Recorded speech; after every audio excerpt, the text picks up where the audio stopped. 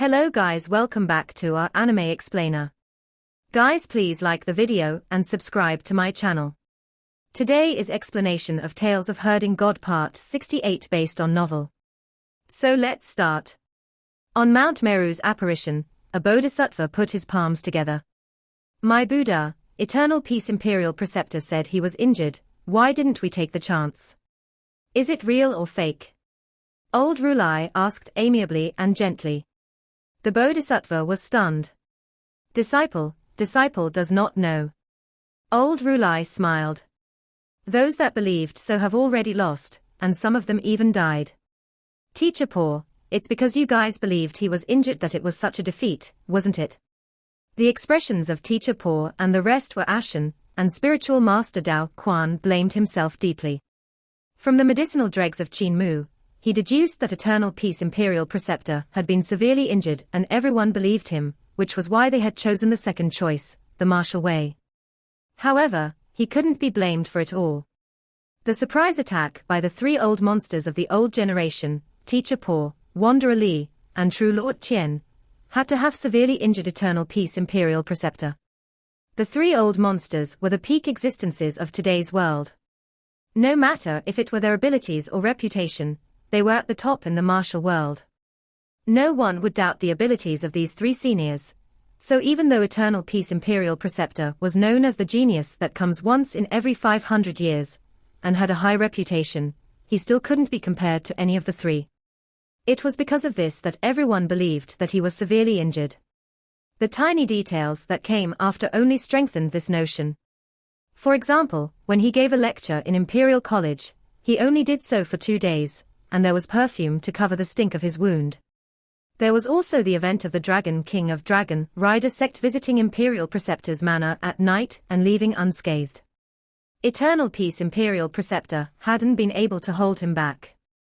In the battle between Imperial Preceptor and Wanderer Shan of Little Jade Capital, Eternal Peace Imperial Preceptor's injuries had relapsed, which was why he needed Qin Mu, this little divine physician, to nurse his body day and night. The deduction of spiritual master Dao Quan, and all kinds of other things indicated that Eternal Peace Imperial Preceptor's injuries had relapsed. It was then deduced that even with Qin Mu's treatment, he would require at least a month to recover. And all of this had begun when Eternal Peace Imperial Preceptor was ambushed. From the very start, they were destined to be made use of in his scheme. The two choices were also part of the scheme. There had never been two choices, only one. It's not so easy to deal with a genius that appears once every 500 years, old Rulai said indifferently.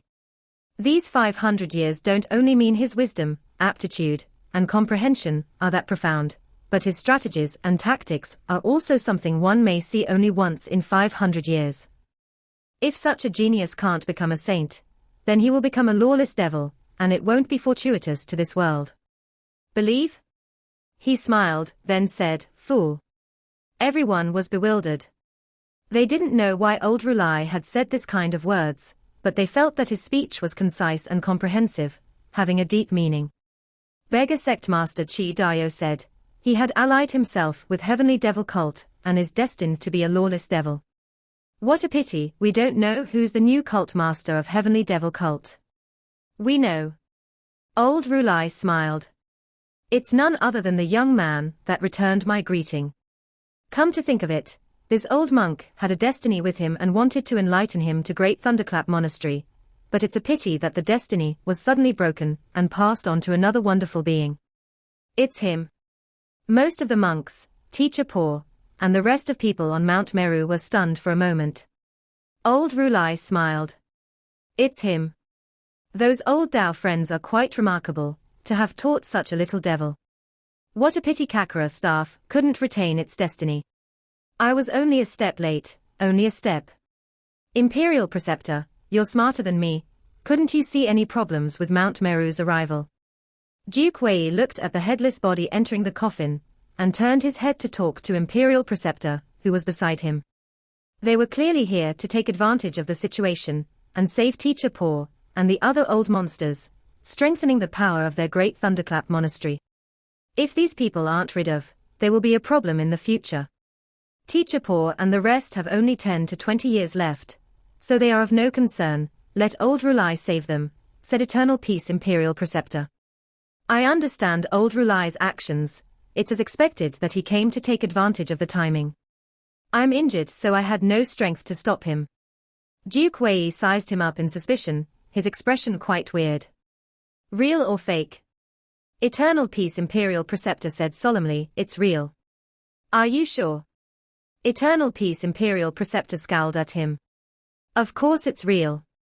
You try fighting with those cult master level existences. And there were even 3 godlike existences among them. How can I be unscathed when it was a fight to the death with them? I don't believe. Duke Wei said resentfully. I'd be a fool to do so. I won't believe a word you say. Those that believed you are all lying in coffins, unable to move an inch. Eternal Peace Imperial Preceptor didn't know whether to laugh or cry. Actually, I'm quite truthful sometimes. That's why you can trick others convincingly. I can't read you. Duke Wei looked down at the coffin and kept quiet for a moment. You should know who is in the coffin. Eternal Peace Imperial Preceptor shook his head. I can't say. I will know even if you don't say. When we go back to the capital, we will know once we see which old prince has suddenly died. Duke Wei looked left and right before whispering. There's a conflict in Ling family, and this won't be an isolated incident. What if the old Empress Dowager is the same? I feel that you should take a step further and just be the emperor. Eternal Peace Imperial Preceptor glanced at him with murderousness in his gaze. Duke Wei jumped in shock and hurriedly said, You and I have been friends for over 200 years, don't scare me. This isn't my idea, this is what the old brothers that are following you think. Your position has been raised to the max, so even if you do an enormous contribution, there will be no way for the emperor to raise your official position anymore. Now that you have done another huge contribution by quelling the rebellion, how do you want the emperor to reward you? To hand the throne over to you? Eternal Peace Imperial Preceptor shook his head. The emperor and I are bosom buddies.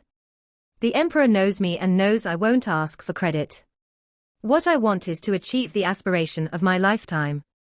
That's why the emperor is troubled. If he won't reward you, everyone in the world will be bitterly disappointed. If he wants to reward you, there's nothing he can reward you with. Do you want him to give you beautiful women? Do you want him to give you gold? Duke Wei said in a low voice, The emperor knows you well, but what about the crown prince? When the crown prince succeeds the throne in the future, will he know you as well as his father? What would the crown prince use to reward you? Furthermore, those old brothers that have followed you all their life can also get promoted if you go a step further. Some can't wait to be promoted, and if they want to achieve that, they have to support you up to the throne. What do you think Empress Dowager is worried about? About you. She's worried about those people under you. I seek my own path. There's no need for you to say anything else. Eternal Peace Imperial Preceptor walked forward while speaking calmly.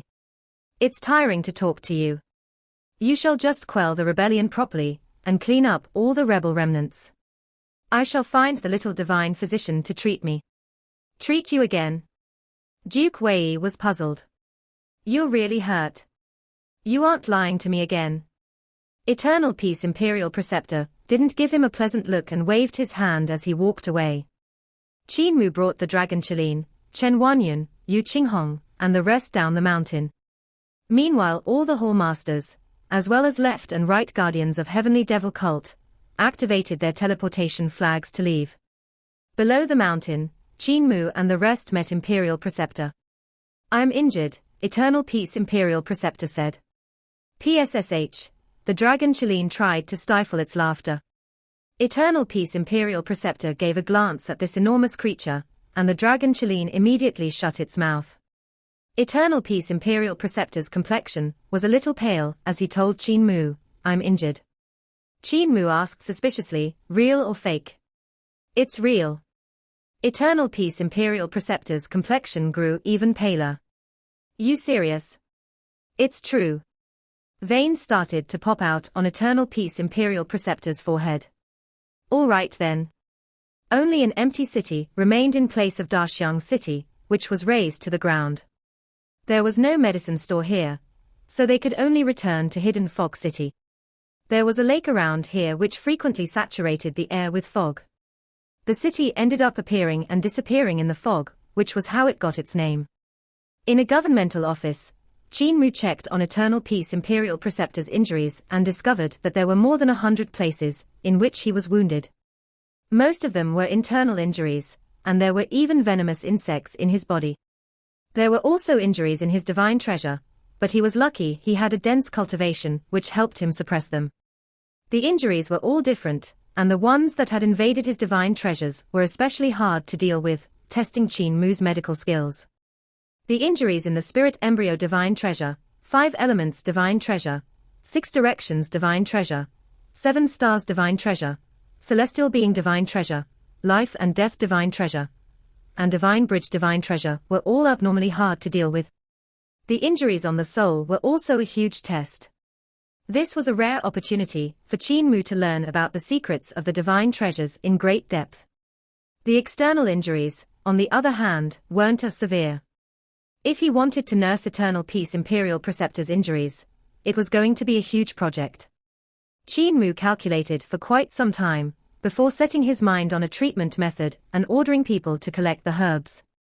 Most of the herbs in the medicine store were ordinary ones, with the precious ones being harder to find. Even though Hidden Fog City was large, there were still many herbs that were unavailable here and required them to seek them out in the capital. Qin Mu first treated the injuries that could be treated with the herbs available. The other injuries would have to wait until they were back in the capital. In the governmental office, Qin Mu ordered to find him an incomparably huge pot. The pot was then filled with water and herbs, and a huge steamer was placed inside to let Eternal Peace Imperial Preceptor lie inside naked. Hundreds of needles were pierced into his body, their points reaching his divine treasures. The silver needles were used as a bridge to draw the medicinal energy into the divine treasures. Eternal Peace Imperial Preceptor lay inside the steamer quietly when he suddenly said, "If the Emperor rewards me with beautiful women and gold, should I want them?" Qin Mu twirled the needle in the heart of his brows. That silver needle had a hollow center, which could help guide the medicinal energy. What else can the Emperor reward you with? Eternal Peace Imperial Preceptor was silent for a moment. There's nothing else. Then you should take them. Qin Mu took another needle and jabbed it into the lungs. Who else is in Imperial Preceptor's house? Other than me, just a few old servants and bodyguards. How much money do you have? The salary every month is enough for me. Do you have a wife or children? With heaven's law in one's heart, what's the need for desire? Imperial Preceptor should start a family. You should stop talking. After I place this needle, I will have to cover the steamer and raise the fire.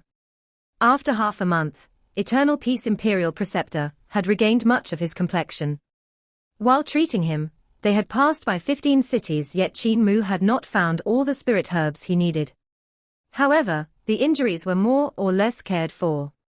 Qin Mu was proficient in using medicine, so when not having top-quality spirit herbs, he used ordinary ones to replace them. However, some injuries really needed incomparably precious spirit herbs, which left him helpless. When they reached the capital, they saw white lanterns and white banners hanging on numerous streets. After asking around, they learned that North Garrison King Ling Yinfeng had passed away. The emperor was mourning, so the entire empire was grieving. North Garrison King Ling Yinfeng was the younger brother of the former emperor, and was ranked 8. So he was referred to as 8 Imperial Uncle. He was well respected and loved by the people, since when the former emperor was conquering the world, 8 Imperial Uncle had outstanding military service, conquering numerous countries. The injuries he received were very severe, and he had almost died a few times in battle, yet he had also saved the life of the former emperor quite a few times. The successful ascension of Emperor Yang Feng to the throne was due to his support. He played a huge part in paving out the empire of the Ling family. When Qin Mu heard the news, he frowned slightly and took a look at Eternal Peace Imperial Preceptor. The man revealed a mournful expression and said, "I'll be offering my condolences to North Garrison King's manor." Qin Mu asked in a low voice, "Imperial Preceptor, why did North Garrison King rebel?" His not rebelling against the emperor his rebelling against me for the empire of his Ling family, Eternal Peace Imperial Preceptor said in a soft voice. My power is too great, making him feel uneasy. He thinks I will overturn the rule of Ling family. You're right, it's time for me to start my family. Even with heaven's law in my heart, desires are still needed. Qin Mu had a weird expression. Someone like Eternal Peace Imperial Preceptor starting a family. It was more or less beyond people's belief, yet it was about to happen. I shall return to the manor first to change into robes of quiet colors. North Garrison King had contributed to the empire, and even though he didn't agree with my way of handling things, he was still a person deserving respect. I have to pay my respects to him. Eternal Peace Imperial Preceptor then bowed farewell to Qin Mu. Now that we're at the capital, you won't have to trouble yourself with my injuries anymore. Qin Mu nodded. Since Eternal Peace Imperial Preceptor's injuries from the previous ambush had been healed, this meant that he had a divine physician by his side, thus there was no need for Qin Mu to continue treating him. When Eternal Peace Imperial Preceptor returned to his manor, he was vigilant. He didn't walk through the main door, but jumped into the manor directly. Looking around at the surroundings, he saw that all the seals were still in their places. Yet he didn't let his guard down and called out solemnly, Old Fu. Yuan Qing. There was no sound in reply. Imperial Preceptor's manor was unusually quiet. He walked in, and when he reached the hall, he saw his servants and bodyguards tied up and piled together. Eternal Peace Imperial Preceptor frowned, then saw Fu Yuanqing. Little Poison King Fu Yuanqing was stripped of all his clothes and trussed up on the ceiling of the hall. His tongue was sticking out, a golden rope tied around it. At the other end of the golden rope was a huge iron weight, which was pretty heavy. Eternal Peace Imperial Preceptor frown deepened, and the sword light on his fingertips flashed, slicing apart the ropes on his body. Fu Yuanqing crashed heavily to the ground, and only then did Imperial Preceptor discover that all the cultivation in the man's body had been sealed, and as well as his divine treasures. Because of this, he couldn't unleash any bit of cultivation. Eternal Peace Imperial Preceptor broke the seals on him and the other servants and bodyguards. With a solemn face, he asked, What happened? I have no idea. Fu Yuanqing shook his head in shame. I didn't see anything before I got hung up there. And I didn't see anything even when my tongue was pulled out. A huge iron weight was then tied to it so I couldn't cry for help even if I wanted to. Old Master, is our manor haunted? A few servants looked terrified. One of them said, I also saw nothing before finding myself in the pile of others, unable to move. Haunted. Eternal Peace Imperial Preceptor said, It's not a ghost. That person's speed was too fast, so fast that you guys could not see him. I know who this person is.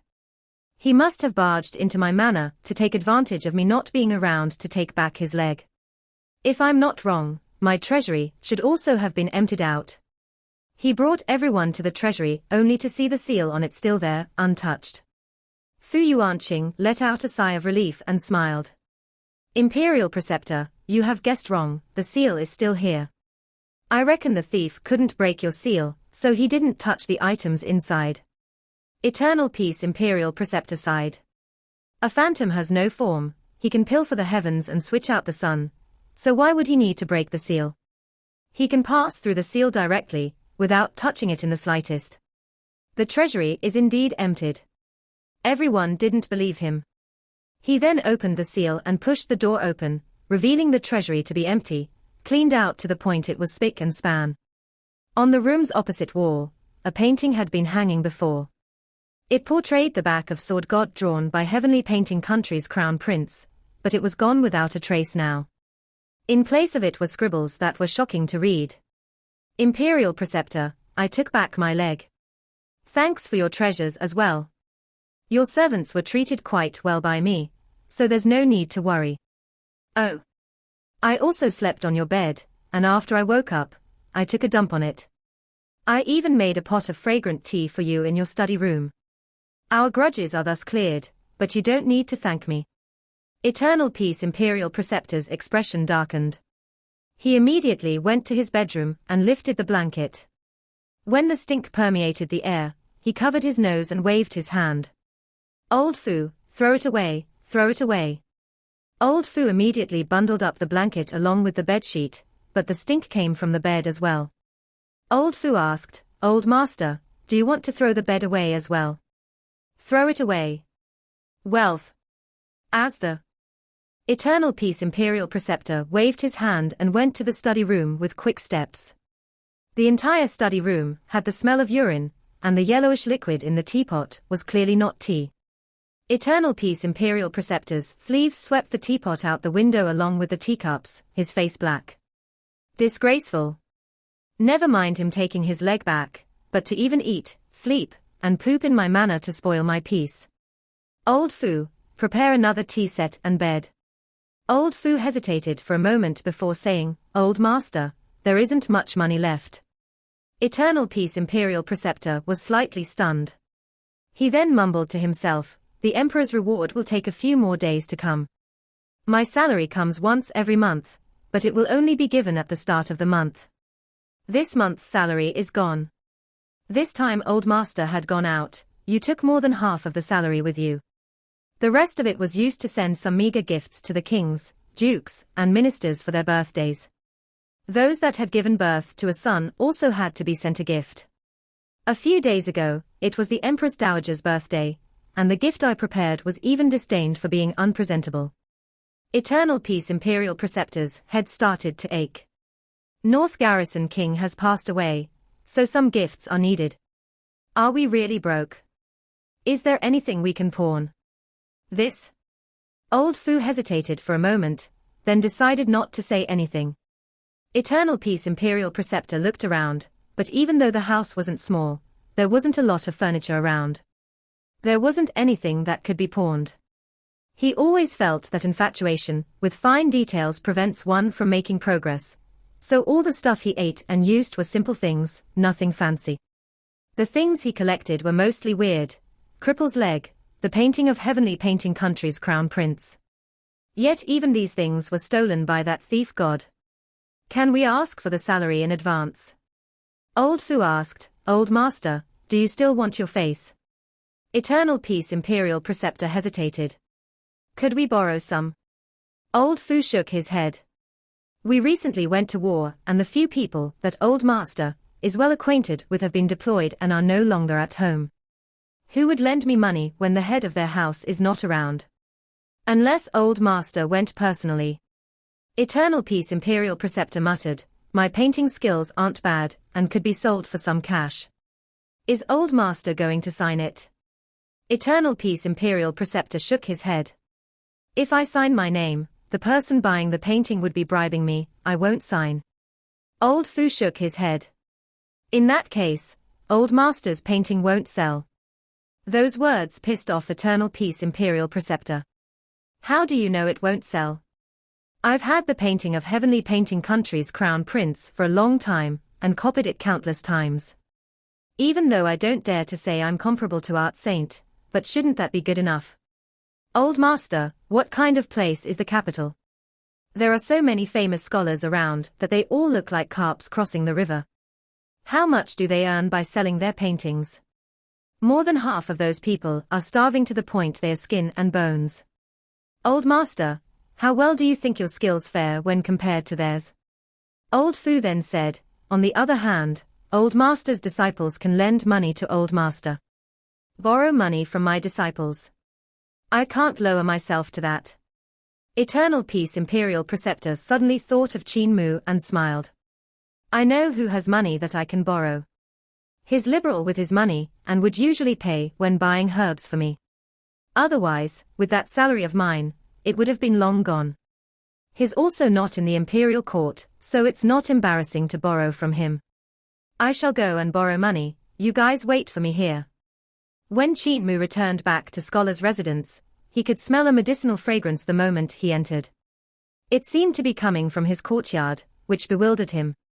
Although there were odd job workers cleaning Scholar's residence, every one of them would often go to the hall to sit for lessons, so their cultivations weren't weak. There were some odd job workers who were even stronger than the scholars. In the history of Imperial College, there were quite a few odd jobs workers that had cultivated extraordinary abilities, which allowed them to leap into the position of scholars and be promoted to reputable officers. With odd job workers guarding scholars' residence, almost no one was able to sneak inside. Qin Mu brought the dragon Qilin and Hu Ling'er into his courtyard and saw huge bags of herbs piled up in his courtyard. There was even stuff like a medicinal furnace, medicinal cauldron, etc. The medicinal furnace and medicinal cauldron were extraordinary. The markings on them were extremely extraordinary, which made it clear that they were precious treasures. They weren't inferior to the treasures Qin Mu had taken from Roland's golden palace. Inside a medicinal cauldron, there was a leg, and there was an arm in the medicinal furnace. When Qin Mu saw these two limbs, he was slightly stunned. He told Hu Ling'er and the dragon Qilin, "Stay guard outside the courtyard and don't let anyone enter." Hu Ling'er and the dragon Qilin got up and walked out of the courtyard. Qin Mu turned his head back to see the dragon Qilin squeezing through the creaking door frames and shook his head. "This fellow is getting fatter by the day, very soon he'll probably break my door, and I'll have to get a new one again." He pushed open the door to the main room and saw two men that were old and yet not that old sitting inside. Cripple had tidied himself. His hair was glossy black, while the beard under his chin was also tied up with a dazzling golden thread. The clothes he was wearing were also quite tastefully chosen. Old Ma sat opposite him and wore green clothing that wasn't as gaudy as Cripple's. One of his sleeves drooped down emptily, and he looked travel-worn. He must have arrived not too long ago, so his sideburns were grizzled and his hair was messy. When they saw Qin Mu walking in, Cripple revealed a simple smile while old Ma's cold face brightened up. "Grandpa Ma, Grandpa Cripple." Qin Mu felt moved and his eyes grew red. "Are you two here to see me?" "No," old Ma replied. Qin Mu's felt hurt and Cripple smiled. "You are living more comfortably than us, so why do we have to come and see you? You're just someone we picked up, so why would we travel thousands of miles just to see you? Don't think too much." Qin Mu retorted angrily, "You're clearly here to see me." Cripple shook his head. "I'm just here to have you reattach my leg.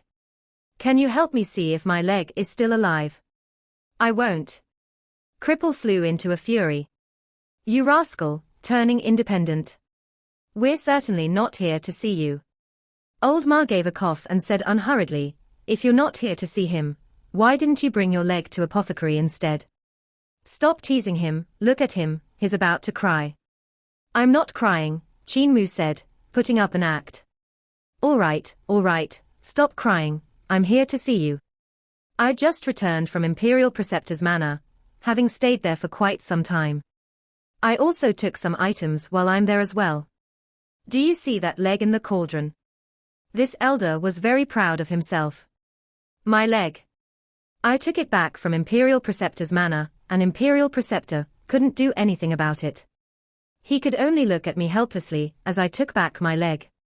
Qin Mu kept quiet for a moment before letting out a warm smile. "Grandpa Cripple, Imperial Preceptor, and I just came back. So what Imperial Preceptor was there in the Imperial Preceptor's manor?"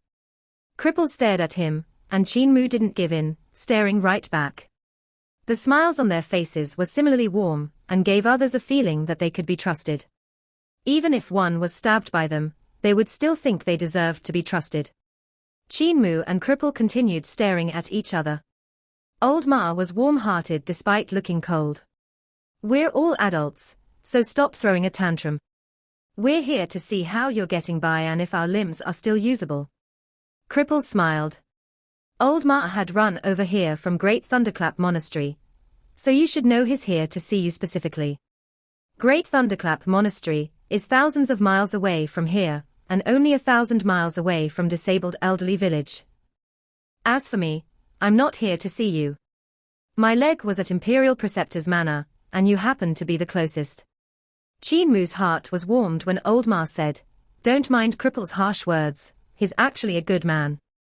When you were young and always wet your bed, Granny was annoyed by you as she had never raised a child before, so she wanted to send you away to be raised by the neighboring village. When you were sent over the first day, you were back on Granny's bed on the next. Granny sent you over a few times more, yet you always came back mysteriously. It was Cripple, of course, who had stolen you back. Cripple shook his head. I did not. I hate kids the most. If I didn't have just one leg, I would have kicked his balls daily. Qin Mu felt a stab of pain, and he said in disbelief, Granny sent me away, because I wet the bed when I was young. But Granny dotes on me so much. Quite a few times, old Ma said. Granny had never given birth nor had she raised a child before. You peed like a waterfall and cried at night, cried when you were hungry, cried when you were stuffed, and even cried when you couldn't sleep. Even the cow that was fenced up was driven crazy by you, so it would be weird if Granny wouldn't have been annoyed. Us old geezers were so annoyed that village chief and apothecary had agreed that it would be a good thing to send you away, as the village would become more peaceful. The pain in Qin Mu's heart worsened, and he said with a black face, Grandpa village chief and Grandpa apothecary also wanted to send me away. How did I not know about this? Cripple smiled. You were not a year old, so how would you remember? It would have been fine if you had just peed on the bed, but you even shit on it. Mute had originally wanted to send you away to be raised by others and even included a milking cow to make the offer more tempting for others. Yet you stopped wetting your bed soon, so you weren't sent away. Grandpa Mute also wanted to send me away. Qin Mu was silent for a moment. Luckily there's still Grandpa Blind and Grandpa Deaf who dote on me. Old Ma said, Blind indeed doted on you. But after he raised you high up in the air and you peed on his face, he did not say anything after Granny wanted to send you away. Cripple then continued the story. When you were young, Deaf was the most annoyed by you. You often climbed onto his desk and covered everything in ink. You even peed into his ink stone, he sighed. Still, you were cute when you wet the bed. You became not so cute when you grew up and peed on the stone statues in the village. Having received many psychological blows, Qin Mu said hoarsely, Grandpa Ma, Grandpa Cripple, I'm now the cult master of Heavenly Devil Cult. So can we not mention wetting the bed? Let me take a look at your leg and arm. Cripple smiled at old Ma. This incident of him being sent away after wetting the bed always cracks me up. I'm sure I'll laugh until I jump out of the coffin upon remembering it even after I've died. Old Ma revealed a smile. Me too. Qin Mu walked into the courtyard with a black face and moved the medicinal cauldron and furnace in. He checked the arm and leg of the two people and took out Junior Protector's sword to slice an opening on Cripple's leg, taking out a few drops of blood to check him in detail. After a moment, he cut open old Ma's arm and also took out a few drops of blood.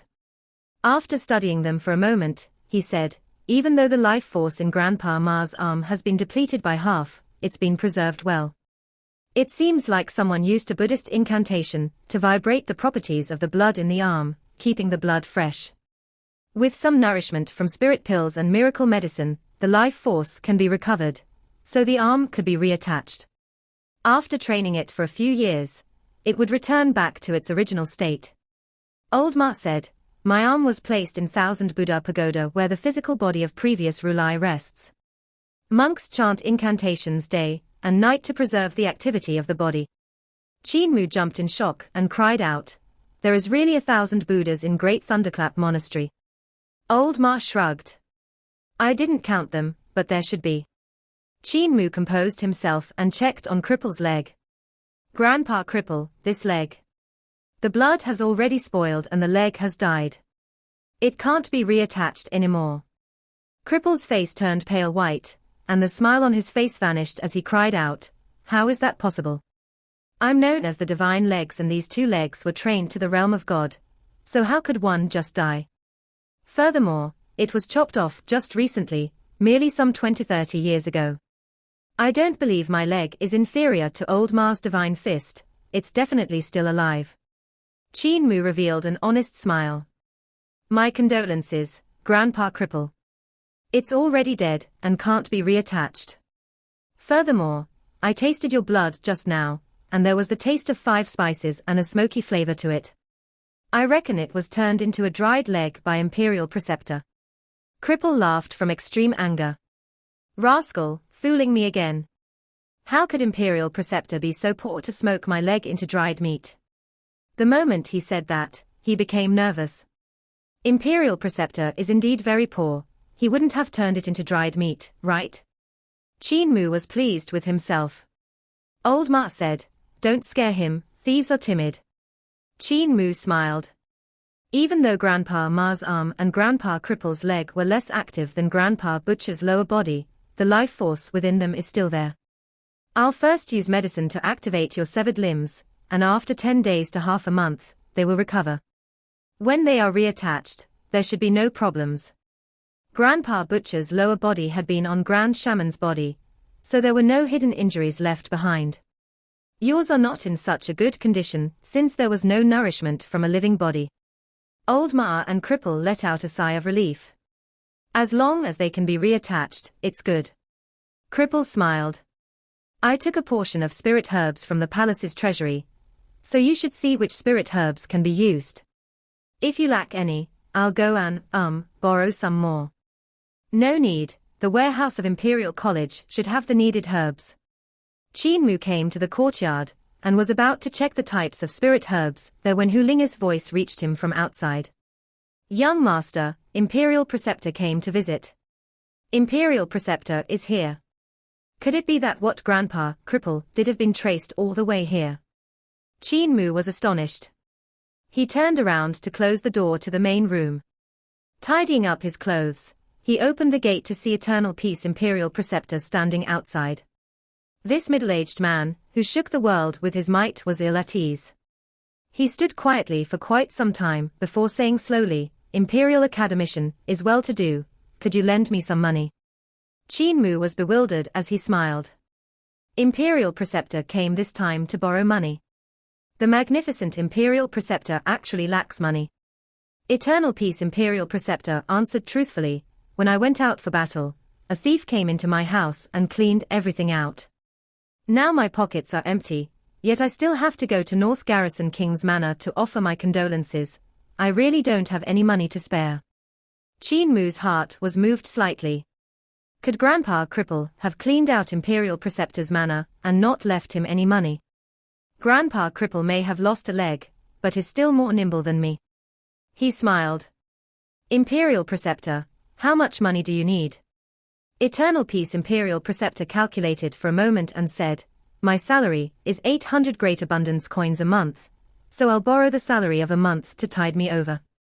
Qin Mu told Hu Linga, "Linga, fetch 1,000 Great Abundance coins over and pass them to Imperial Preceptor." Hu Linga gave a sound of acknowledgement and slipped into the room. Qin Mu smiled. Is there a need for Imperial Preceptor to be so poor? The man shook his head. Too much external desires would affect one's cultivation and wisdom. With lesser desires, money is of no importance anymore. Suddenly his gaze flickered and he smiled. There are other people in your room. The person is an existence that's like a roulette sitting there motionlessly. That's not right, there should be two people. The other blends with the heaven and earth, drifting without a resting place. It seems like he could escape at any moment. What a superior body technique, which almost made me overlook him. Academician, why are you not inviting me in to take a seat? Qin Mu shook his head. Imperial Preceptor, I'm not going to invite you in. My elders have come, and they are injured, so it isn't convenient for them to meet people. Oh, so they're injured, that explains why there are so many spirit herbs in the courtyard. I'm also injured, therefore it's indeed inconvenient to disturb them. Hu Linga brought a huge coin pouch over, and Qin Mu took it from her, handing it to Eternal Peace Imperial Preceptor with a smile. If Imperial Preceptor is tight on money, there's no need to return. Imperial Preceptor, a person of noble character can be poor, but there's no need to be poor. Being poor is not a requirement to be a noble person. Eternal Peace Imperial Preceptor said, I have to return. The Emperor's reward will come in a few days, and I'll be able to pay you back then. I just need this to tide me over the next few days. He expressed his thanks and bade farewell. Qin Mu waited until he walked farther away before telling Hu Linga and the dragon Chiline to guard outside again. He walked into the main room and asked, Grandpa Cripple, you cleaned out Imperial Preceptor's manor. What do you mean by cleaned out? Cripple shook his head. There was not much money in his manor to begin with, and he didn't even have any valuable furniture. The thing worth the most was probably Def's painting, which is priceless. Qin Mu was puzzled. Eternal Peace Imperial Preceptor was really that poor?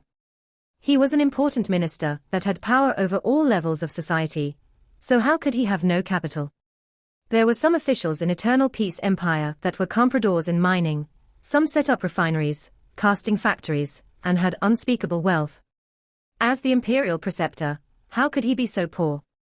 Cripple took out a scroll from God knows where and opened it up. This painting of the sword god's back should be a village chief, right? Def should have seen the village chief young, Keek. This painting can't be seen else the eyes will become blind. He rolled back the painting of sword god and threw it at Qin Mu. I'll give it to you, use it to ward off evil. The painting of village chief painted by blind makes it hard for ghosts to come near you. Don't open it. With your cultivation, you'll turn blind if you take a look and might even die. Even though the paintings of Def from back then had yet to reach the god realm, the person he had drawn was too powerful so you still can't see it.